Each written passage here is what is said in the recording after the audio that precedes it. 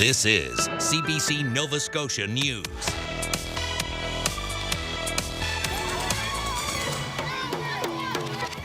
Premier surrounded. Tim Houston's speaking tour off to a rough start as protesters smash the windshield of his vehicle. Uniting departments. A regional tactical team is ready to deploy Truro's new armored command vehicle. And Pokemon Pals. A Herring Cove mom builds this card library to help neighborhood kids connect. After a day that started out with some hazy wildfire smoke, we did see some strong thunderstorms moving through northern and eastern areas. There's a chance for more active weather late on Thursday. I will be back with more details, your full forecast coming up. Good evening. What was meant to be a quiet speaking tour kickoff in Wolfville today took a chaotic turn when an angry group of protesters surrounded Premier Tim Houston's car and shattered its windshield. The Premier was then forced to flee the campus under police escort. The CBC's Michael Gorman was there.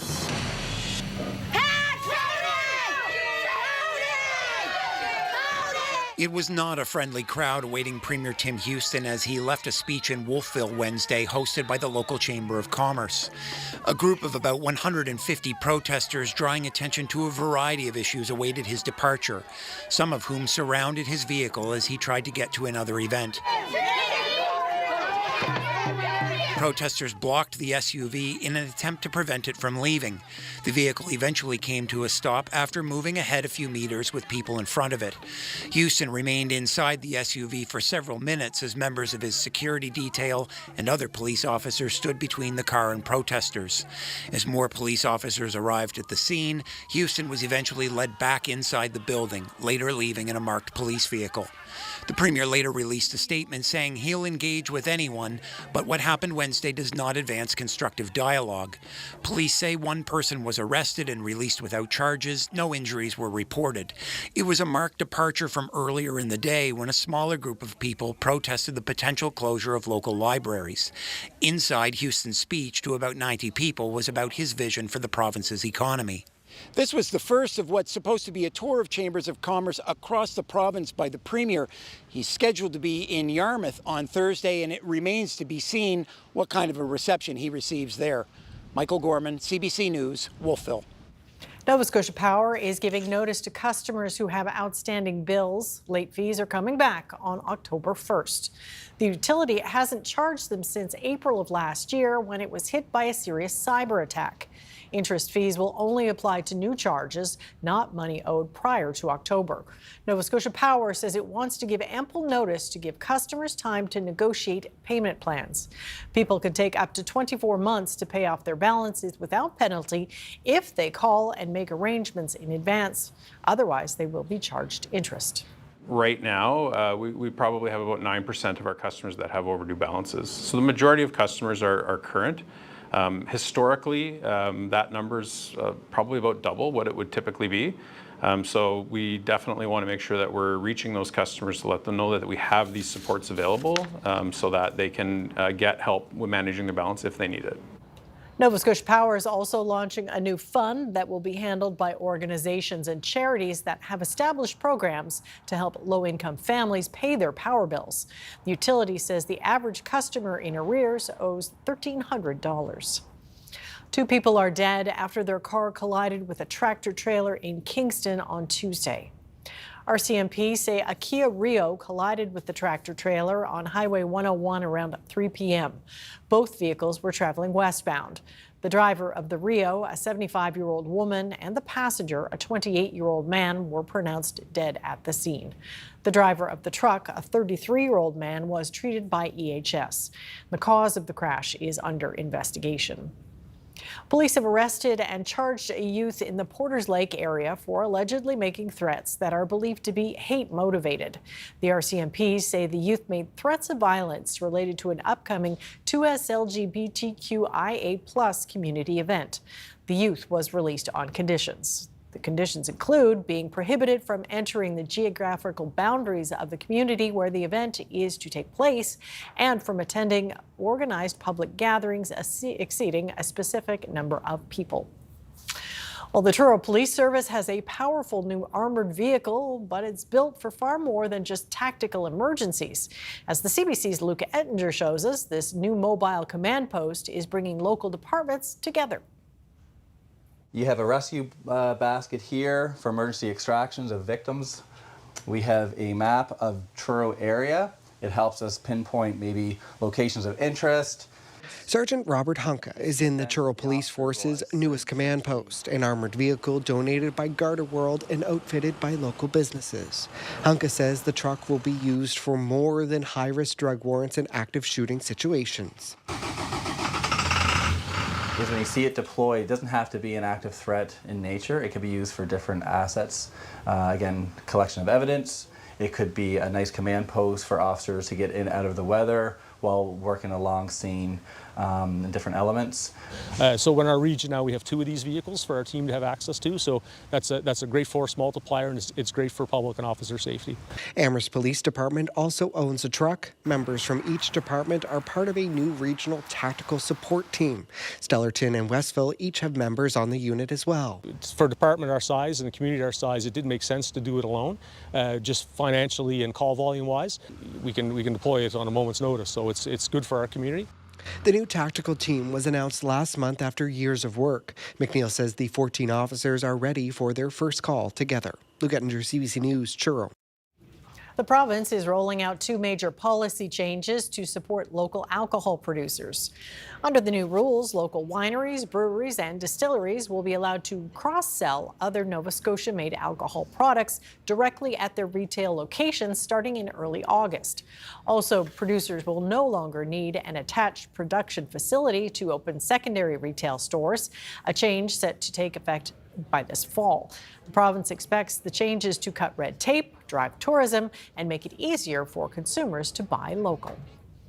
Well, Nova Scotia's Public Works Minister says changes are in the works for the province's Traffic Safety Act, which will address a range of issues and shortcomings.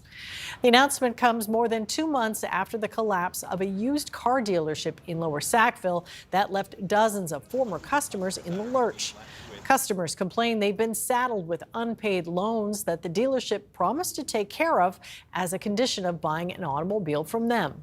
We are changing and adapting the regulations for vehicles, for dealerships, for all of these things. So now is the time that we're working on that prior to proclamation of this act. So the regs are coming in there, and staff are doing a great job looking at all of the regulations.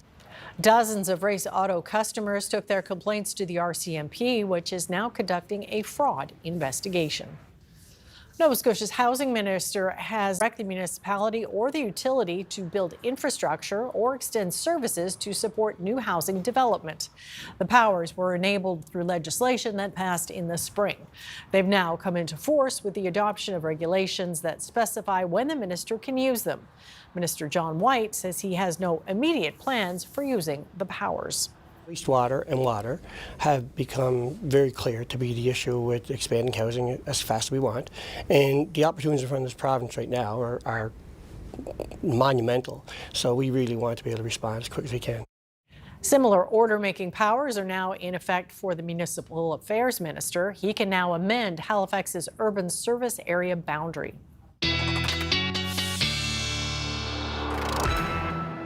And Jay is here with the first look at the weather. So it was a hazy start and then pretty active in some parts of the province. Yeah, certainly as we look up towards the Northumberland shore, east through Cape Breton, did see some thunderstorms after that hazy start. You may have noticed that reddish hue around the sun in your neck of the woods this morning. That was from distant wildfire smoke. Looking at the upper level winds, likely those wildfires into Quebec, the main contributor to that smoke.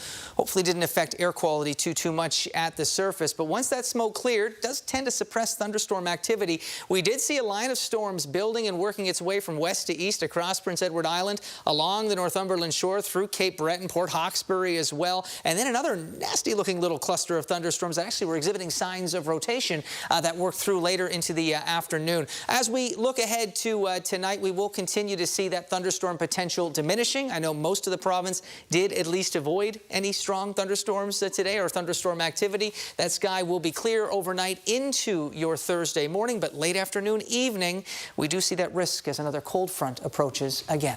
Amy? All right. Thanks. We'll talk soon. A Royal Canadian Navy frigate left Halifax this morning for a 6-month mission. The HMCS at Ville de Quebec will conduct numerous operations in support of NATO in the North Atlantic, the North Sea, and the Baltic Sea. The CBC's Brett Ruskin was there for the departure. For the second straight week, families gathered here in Halifax for the departure of a Canadian Navy ship. Last week it was HMCS Moncton and the Edmonton. This week it's the much larger HMCS Ville de Quebec. So about 240 sailors boarded the ship, said goodbye to their families for a period of around 5 months or so for a mission that will take them to the Baltic region, to the North Atlantic as well, all part of Operation Reassurance. That is the NATO-led mission that has seen Canadian ships visit that region as well as the Mediterranean and Black Sea, all started in response to the aggression by Russia and the annexation of the Crimean Peninsula. So the ship will be, is departing today and heading overseas as well. I was able to speak with the commanding officer of the vessel. Here's what he had to say about this operation. Operation Reassurance is about being present, providing a visible deterrent, and interacting and interoperating with our allies so that any adversaries in the NATO operating area know how ready we are should a threat come. And so again, a sad day for many families having to say goodbye to loved ones for a period of months, but the commanding officer of the ship said that they will be returning home. They are very well trained in what they are doing. They should be home in time for Christmas. Brett Ruskin, CBC News, Halifax. The Department of Natural Resources is investigating a large septic dumping found on Crown lands in West Hants. Mark Keogh discovered the recently fresh dumping while on a hike in Upper Vaughan. People who dump on Crown land can be fined $812 for a first offense and over $2,000 for further violations. Keogh says the dumping was full of hundreds of needles. The DNR says the site has since been cleaned up. A small outdoor library has been set up in a neighborhood of Herring Cove, but rather than books, this one trades Pokemon cards. As the CBC's Juliana Griot tells us, the project is a mother's attempt at building community for her kids. There's more. You can take one. This little yellow box might not look like much when driving by, but for budding Pokemon card collectors, this is a big deal. A Herring Cove mom created this free Pokemon card library after the school year ended, as a way for her son to make new friends and build his collection. He's always had a hard time socially, so it was like a really nice thing to see. Friends come over, they'll come over and trade, they'll come check the Pokemon books, they'll trade themselves. Kids in the neighborhood can drop off Pokemon cards and pick up a fresh one. It helps them find new cards and socialize. Riscala posted about the little library online, encouraging other parents to check it out. That's how this Pokemon card collector heard of it. As a kid, it was just everything. Like, you have the cards, you have the games, you have the show. If this was around in my neighborhood, I would have been ecstatic as a kid. He wants others to find the same joy he felt as a kid. That's why he's donating some of his cards. How many, you ask? The bucket there, I'd say it's 4,000 plus for sure. There's cards of every single type in there. There's some that go all the way back to 1999. Pokemon cards can be a hot commodity. With some exceeding hundreds of dollars per card, the hobby can get quite competitive. Cards are so in demand, some stores have policies to prevent people from scalping.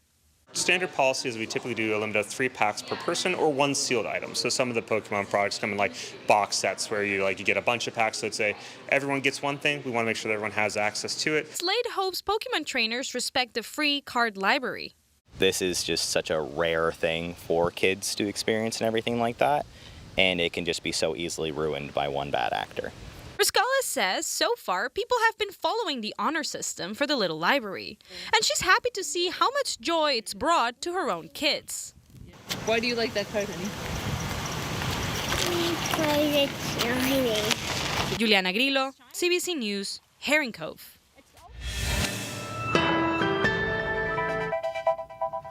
Well, the Port of Halifax has some visitors. Jay will be up next with the full weather forecast. We'll see you on the other side of the break.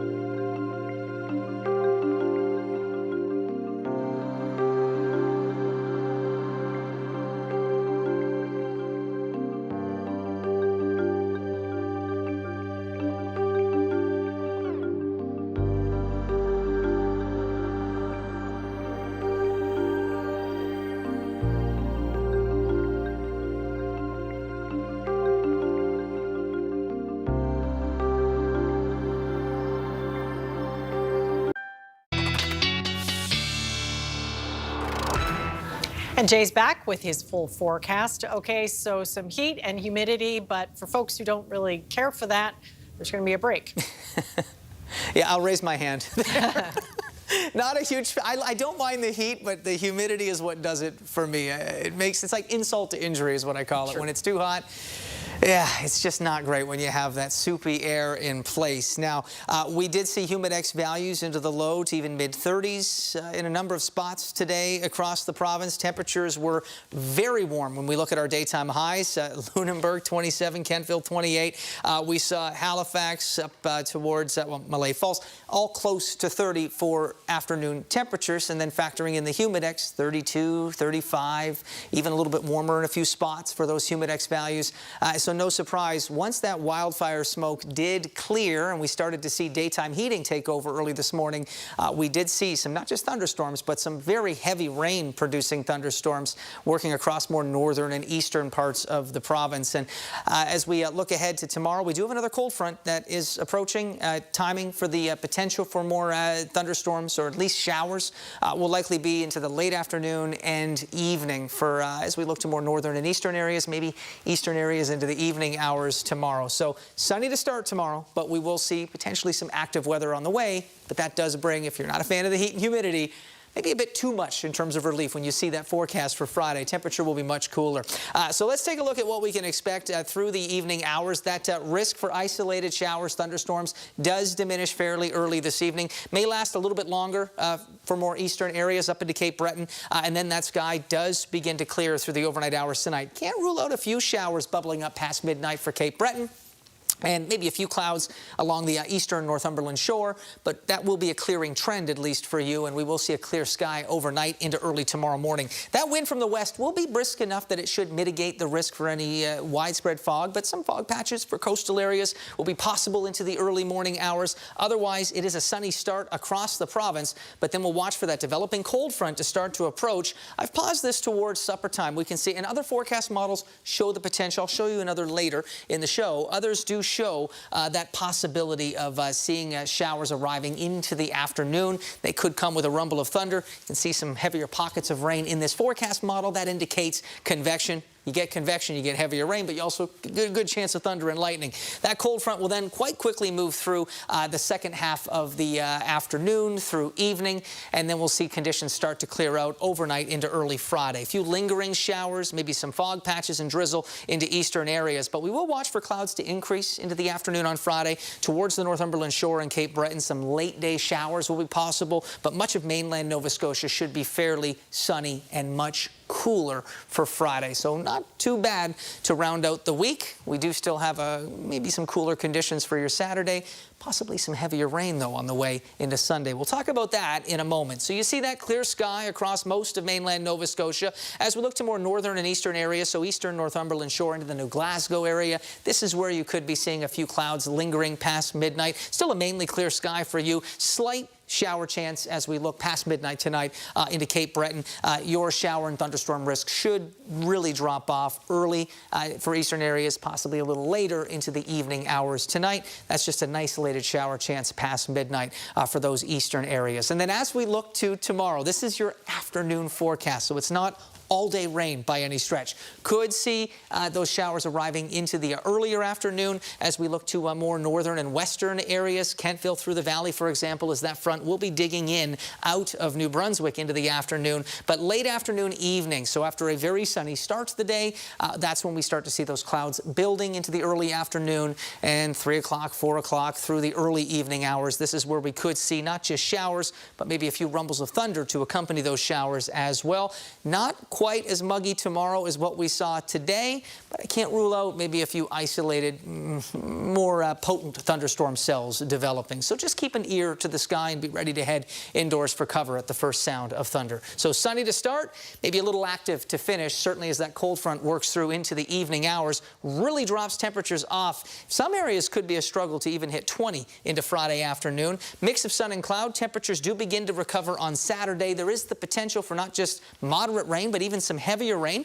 Jury's still out on the amounts, but it could be a heavier rain day for your Sunday. And then as we look into next week, we do see a mix of sun and cloud. Temperatures may be a little bit cool, and we'll keep an eye on Wednesday and that rain potential then too. Amy? All right, we will. Thanks for that, Jay. We're back after this.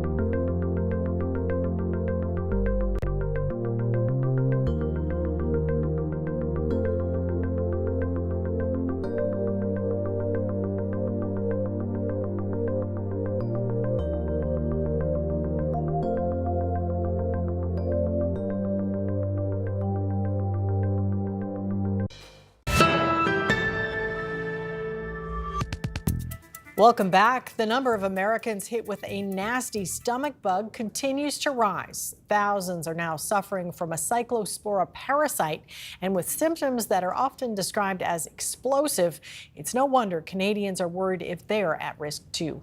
CBC's Jennifer Lagrassa reports.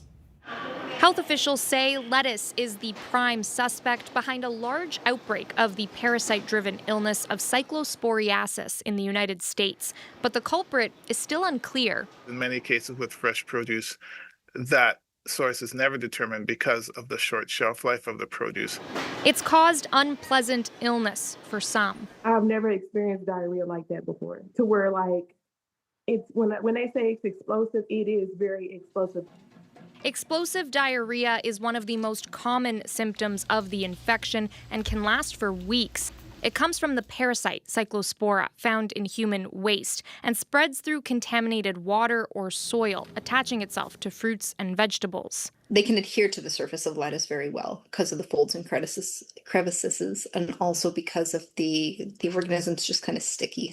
The outbreak involves at least 4 states: Michigan, Ohio, West Virginia, and Kentucky. Michigan has confirmed the highest number of cases, logging more than 3,300 in nearly a month, and thousands of others across several states are under investigation.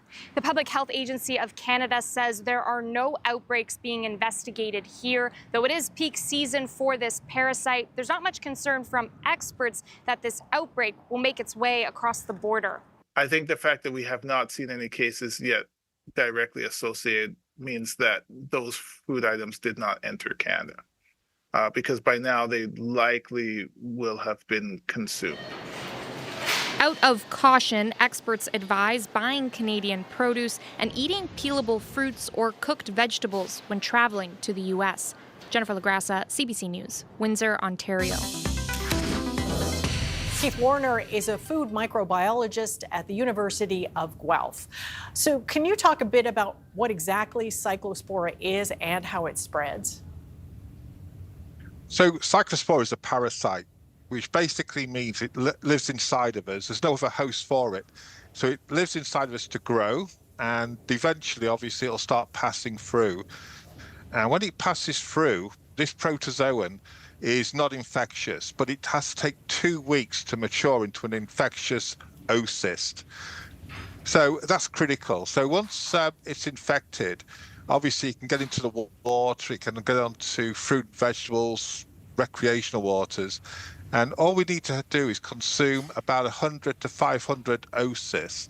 And to give that perspective, there's you could fit 50,000 oocysts on a needle head. That's enough to induce the symptoms. Typically, a 7 to 10 days incubation period, but then the diarrhea starts flowing. And if you don't get it treated, it keeps on flowing and coming back again. Well, how is it treated? So what they have is this antibiotic, a sulfur antibiotic. And if they suspect you've got cyclospora, so it's, for example, typically what you would happen is that you'll come back from your exotic holiday, you'll complain about persistent diarrhea. They would typically just give you this medication and it clears up. But if they don't get the antibiotic, basically what happens is the cyclospora is what we call intestinal. It actually holds on to your epithelial cells, and that's what causes this reoccurring diarrhea, because you're basically colonized with this parasite. Yeah, clearly very unpleasant. We know lettuce is one suspected source. Are there others? Oh yes, it's basically any crop that can be contacted by fecal material, sewage. If we look back into the history of cyclospora, which is quite brief, we only discovered it in 1997.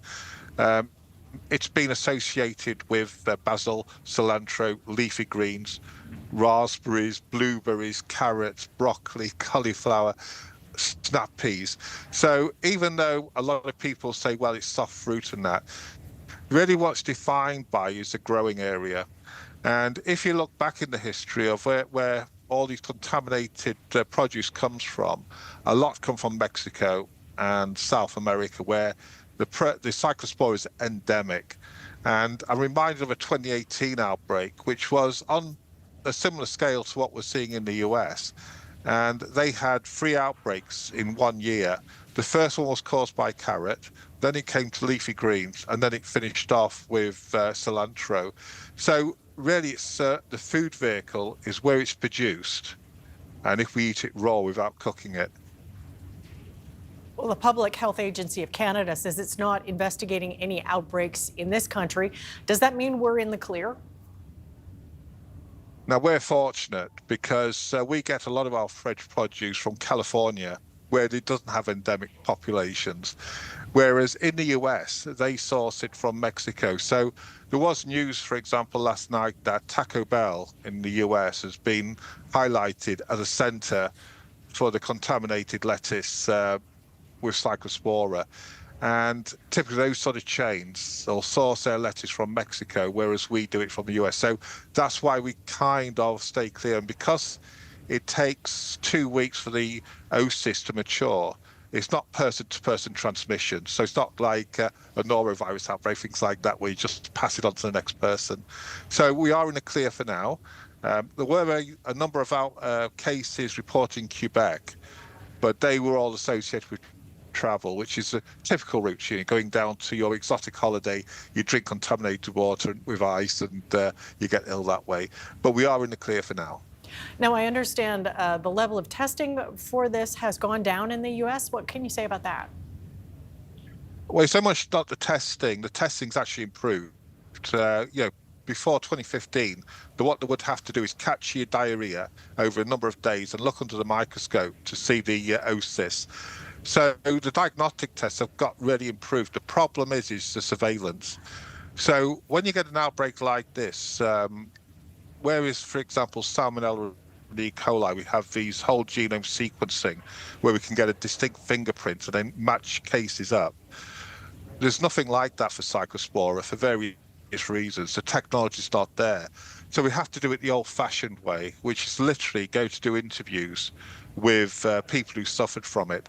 So there's over 1,000. The Michigan's the best one because Michigan's always had the best for the public health. They've performed 1,000 interviews, and as you can imagine, doing those interviews take time. And the trouble with the US system at the moment, they've got Ebola to look at, they've got a measles outbreak going on, and they've got all these public health issues, related to travel.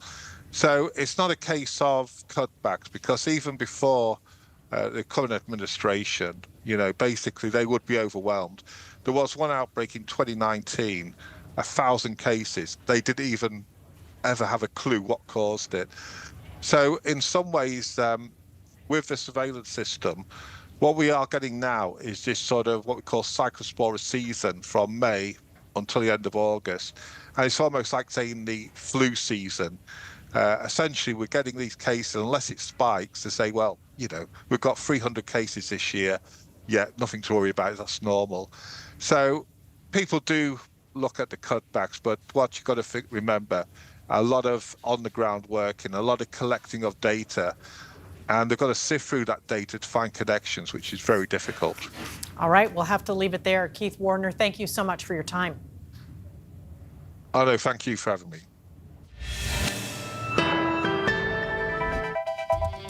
Coming up, fears of returning to an all-out war intensify as the U.S. launches strikes on Iran for a 5th straight day. And the air quality in Toronto today is among the worst in the world as wildfire smoke from the north blankets the city.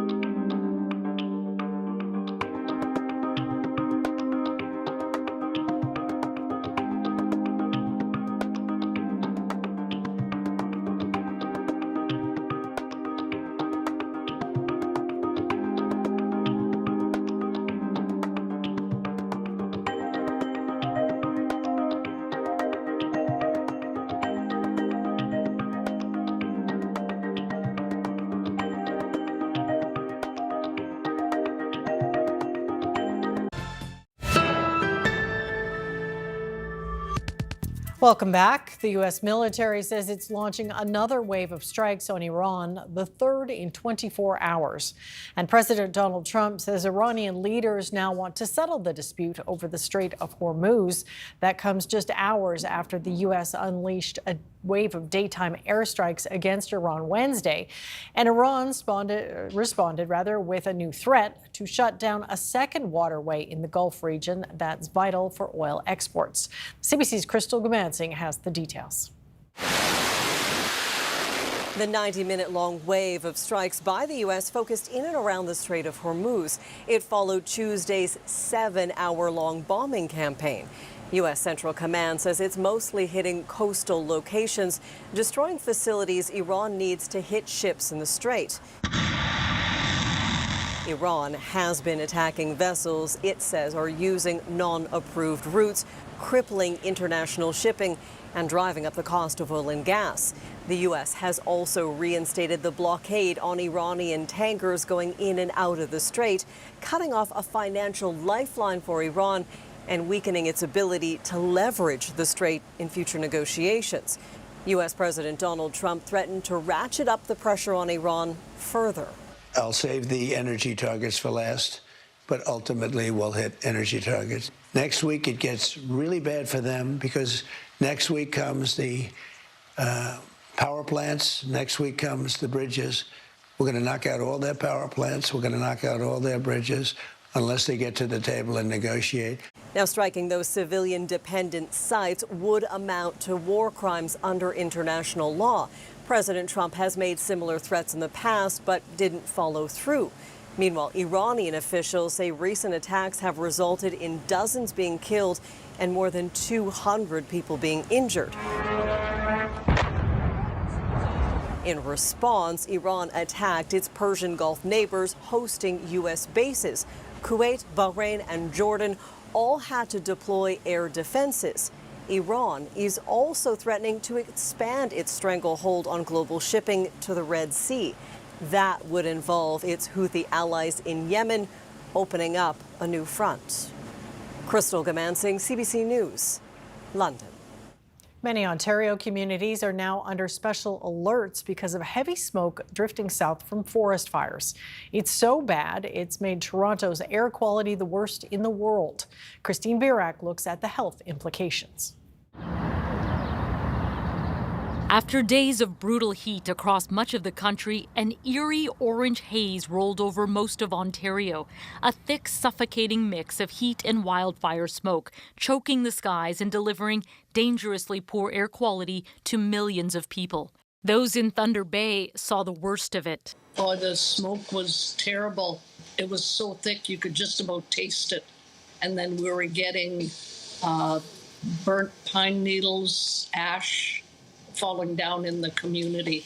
With more than 800 active wildfires burning across Canada, emergency room doctors are warning Canadians to be cautious. Those at highest risk include the very young, older adults, and individuals with pre-existing conditions like asthma and heart disease.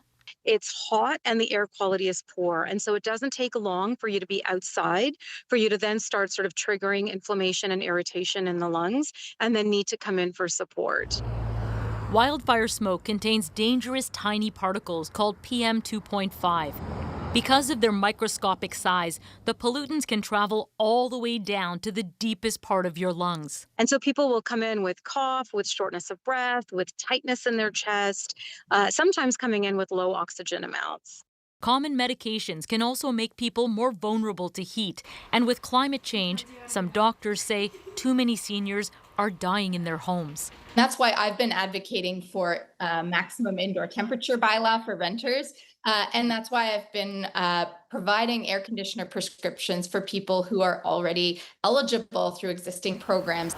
With hot, hazy conditions expected in the days ahead, the advice from health officials is check your daily air quality ratings. And if it's smoky out, keep windows closed and move your workouts indoors until the skies clear up. Christine Birak, CBC News, Toronto. In Washington, pointed questions for acting U.S. Attorney General Todd Blanche, who's facing senators whose vote could place him in that role permanently. Some showed concern about Blanche's relationship with the president. The CBC's Katie Nicholson tells us more about the proceedings and the people who do not want him in that position. It didn't take long for senators to push Todd Blanche on the controversies that have shaken the Department of Justice he helped oversee as an assistant and then acting attorney general, including the so-called $1.8 billion anti-weaponization fund that would have compensated people who claim to be victims of government prosecution, including January 6th rioters. Blanche was pressured again to confirm the fund, panned widely by both Democrats and Republicans, was dead. First of all, I believe you have said that the weaponization fund is a moot issue. Is that your position? Yes, it is a moot issue, meaning there is no weaponization fund. The weaponization fund is dead. It's not moving forward. There were questions, too, about Blanche's relationship with the U.S. president, whom he had previously served as a personal lawyer, making for this awkward moment when he used the present tense. I'm his lawyer. Was his lawyer, and now I'm the Deputy Attorney General. So I met him as his criminal defense attorney. To me, that told me exactly how he's thinking today. He thinks that his job is to protect the president. Charlene Rochard is among the Epstein survivors who have released a video against Blanche's nomination. 30 years, 1,200 victims, and 6 million files. They say the DOJ, on his watch, hasn't done enough to protect their identities or follow leads in new investigations against their alleged abusers. And they attended the hearing to make their presence known. The horrible redactions, he's left our co-conspirators redacted and survivors unredacted. So all of our personal information is out there, including where we live, our phone numbers, and details of things that have happened to us that are just really horrible that our children can read, your children can read. The committee will hear from an Epstein survivor tomorrow when it reconvenes. In order to lock down the nomination, Blanche has to convince undecided Republicans on the committee. And it isn't yet clear if he's done enough to sway those who may be wavering. Katie Nicholson, CBC News, Washington. The Bank of Canada says it is holding its benchmark interest rate steady at 2.25% for the sixth consecutive time. It says it sees evidence the Canadian economy is rebounding. After stalling over the past year, economic growth looks to have resumed in Canada. The bank's governor says Canadian consumers have been resilient and businesses are adapting after a difficult start to the year. He's predicting inflation will ease in the coming months as long as global oil prices decline, though he acknowledged that is uncertain. Well, if you're flying with WestJet in the coming weeks, a heads up. Flight attendants with the airline have voted overwhelmingly in favor of a strike if their contract demands aren't met. That despite months of negotiations between their union and the company to reach a new contract. We believe that there is a large amount of unpaid work, which is why this remains an outstanding issue at the bargaining table. Flight attendants say they aren't always paid for work while their aircraft is on the tarmac. That includes time spent helping passengers on and off the plane or during ground delays. But WestJet says the in-flight pay makes up for that. The earliest the 4,400 union members can strike, or WestJet can lock them out, is August 2nd, though negotiations continue. Lots of winter sports might be the furthest thing from your mind in the middle of a hot summer, but in Montreal, a group of synchronized skaters is on the ice and training hard. Synchronized skating will make its debut at the 2030 Winter Olympics. And as Jay Turnbull explains, Canada has strong podium potential. This is the main training center of Les Supremes, and as their name suggests, they've reigned supreme on the global stage, winning 4 out of the last 5 synchronized skating world championships. Soon, that global stage will get a lot bigger. Synchro 9 is one of the sports the International Olympic Committee is adding to the 2030 Games in the French Alps.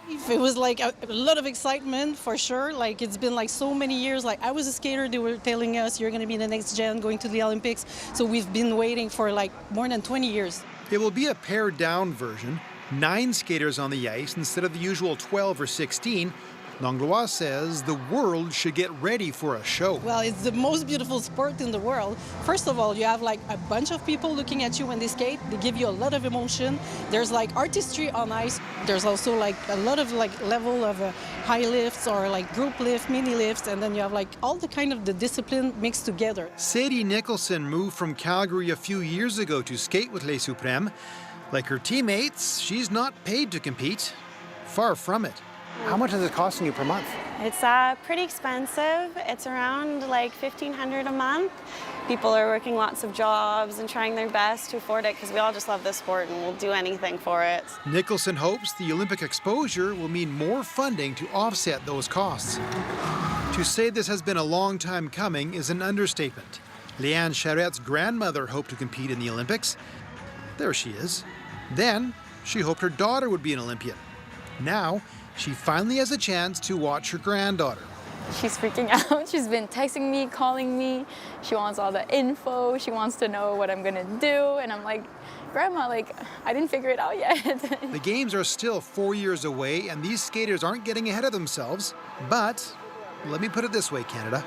They have reason to be confident they'll find themselves on the podium. Jay Turnbull, CBC News, Montreal.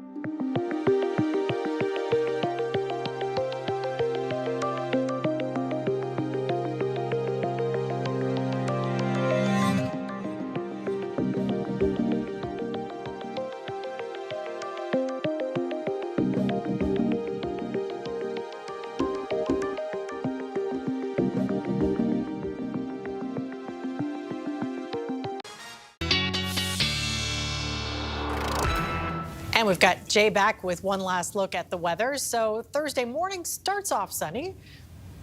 Yeah. But it could end a little differently. That's right.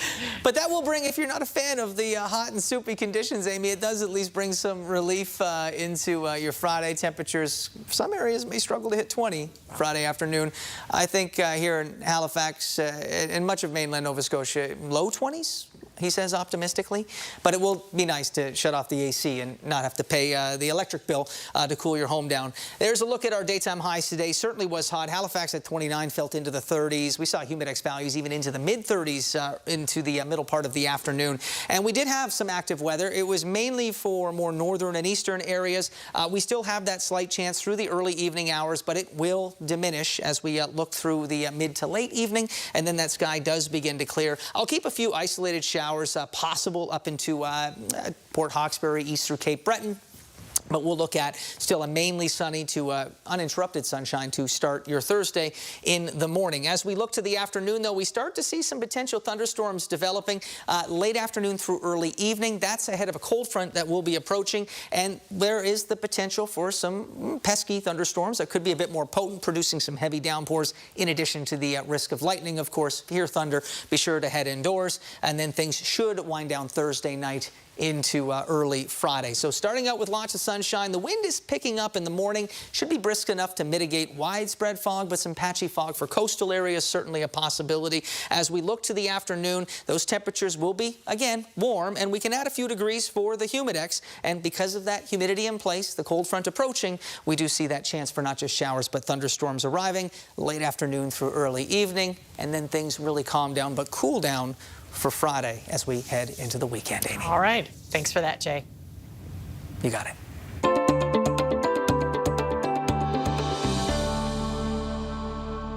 Well, 3D printing machines can make all kinds of things, and as one Maritimer found out, that includes children's wheelchairs. They're making one for their first 3D printed wheelchair for a 2.5-year-old boy who needs one. CBC's Gwyneth Egan has more. It says right here, remaining time, 8 hours and 48 minutes to go. These 3D printers are hard at work, making the parts for a toddler's wheelchair. A creator on the island found out it was possible and decided to use her devices to help another island family. I bought a 3D printer so I can make some cool gadgets. Those cool gadgets went from years of making toys for children, 3D fidgety stuff, and then I wanted to make something bigger. I wanted to make a difference. I wanted to make something that could help a child. Pulya has been 3D printing for about 4 years. She recently learned about a company that provides free designs for assistive devices and pairs local creators with families who need them. Pulya is the first creator on the island to sign up and is making her first wheelchair for a 2.5-year-old named Elliot. He's a sweet boy. He's silly. He's fun. He loves to play. With all that, we have challenges that we face with his mobility needs. Elliot has cerebral palsy. He's waiting for a custom-fitted power chair, but the family has no information on when he'll get it. If we were to take him to the park or a walk, instead of putting him in a stroller, which he is outgrowing because he is a 2.5-year-old long boy, it gives us another option to put him in that's going to better support him. It's going to be life-changing for him as well as us when transporting him and taking him places. Pulya says this is the biggest thing she's printed, but with 4 printers, it should only take her about a month. I think this will make a huge difference. I know there's more 3D printers here on the island. There's at least 5 or 6 people that I know of that actually have 3D printers. I just want to spread the news that 3D printing is a lot more than just printing small gadgets and toys. We can make a difference if we get more makers to make one of these chairs. Pulya says she hopes to make more assistive devices for other island families who need them. She says this first chair is nearly done, and she's ready to get started on the next one. Gwyneth Egan, CBC News, Tyne Valley. It appears everyone is getting in on World Cup fever.